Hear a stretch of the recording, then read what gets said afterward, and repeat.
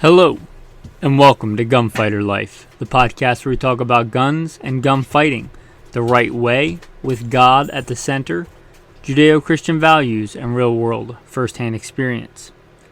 No bio today. Today's just going to be a cartridge talk on a pretty cool cartridge that we haven't talked about before. In fact, it's fairly obscure, so you may have never heard of it. The 7.5 FK Burno. It's kind of like Dirty Harry meets John Wick. Crazy powerful cartridge, but in a high capacity, modern semi-automatic handgun.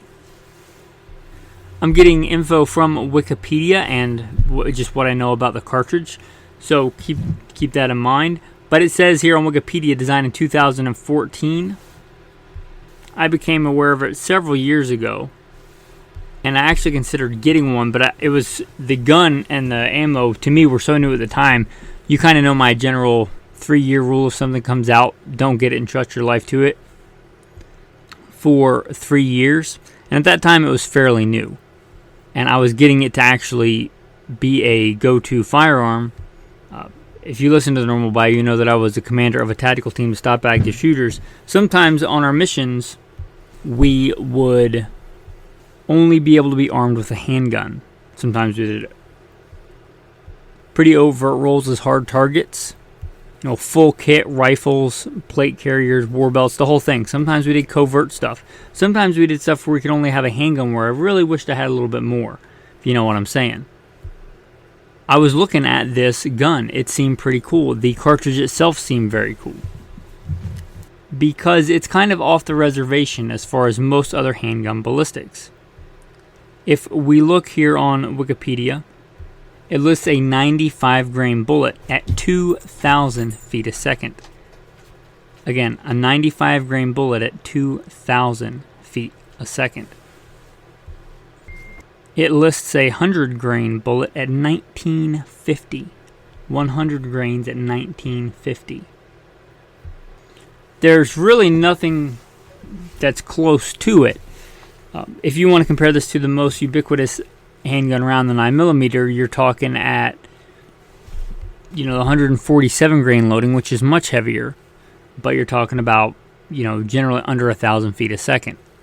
Or you're talking about like a hot, what they call a hot NATO load, 124 grain. Let's say 1,200 for rough numbers. Again, we just looked at 2,000 feet a second, right around 2,000 feet per second. But the projectile is much lighter.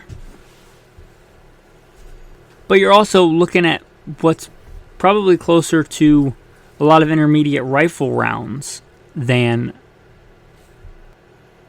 what would traditionally be considered a pistol round. A 7.62 by 39, you're looking at 123 grains at 2,400 feet a second. So it's not an AK round. It's not a 7.62 by 39, but it's somewhere in the middle between that and common handgun rounds. It's a bottlenecked pistol cartridge.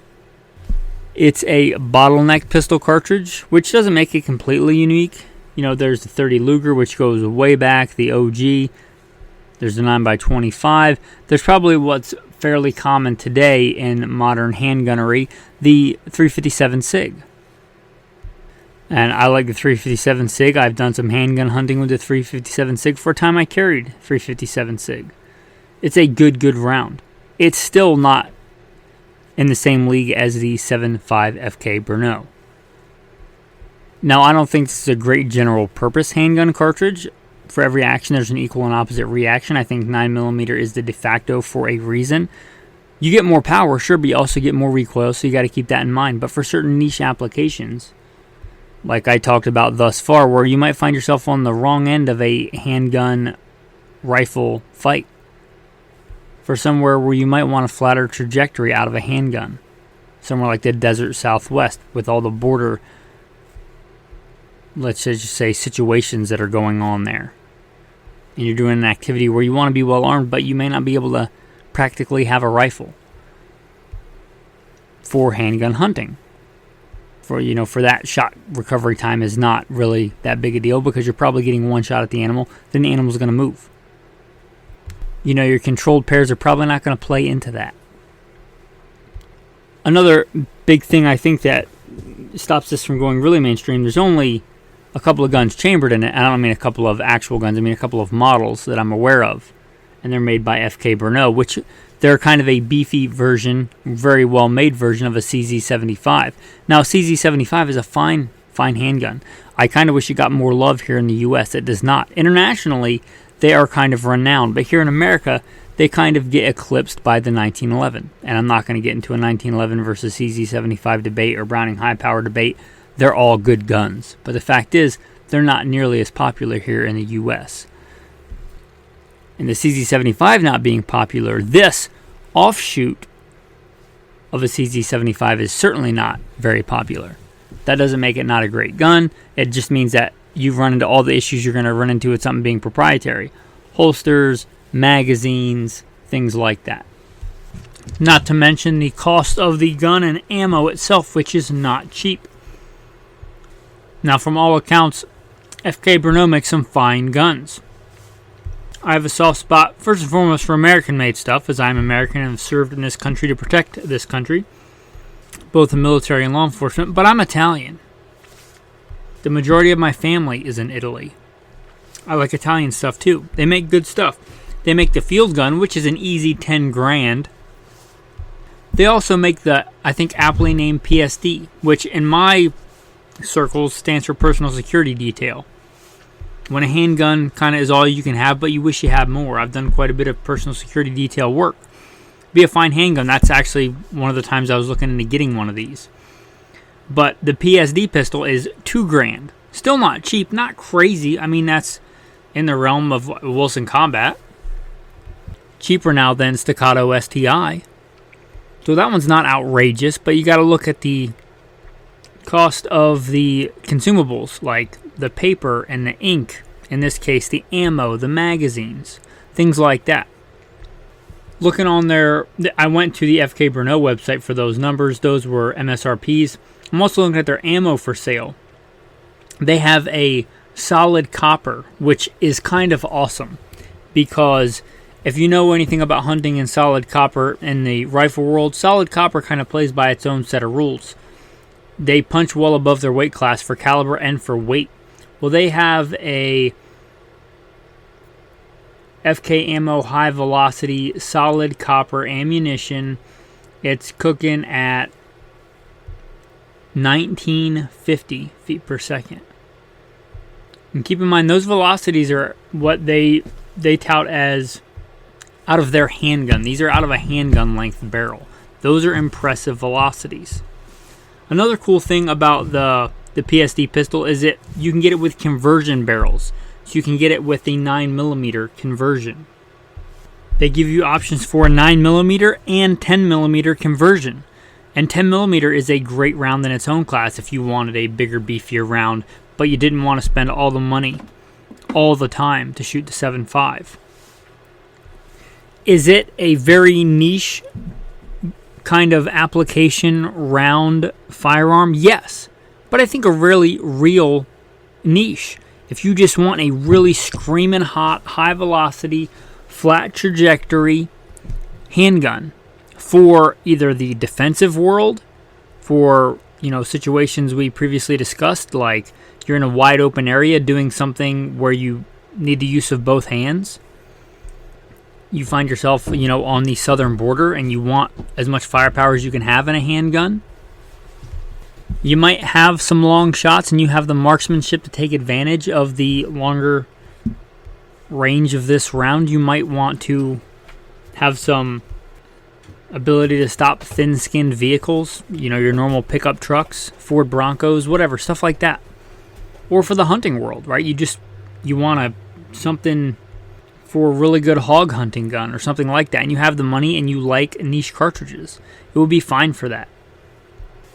Especially that all-copper monolithic, that is pretty intriguing. They also have a jacketed hollow point round. And I guess I'll close with some rough numbers.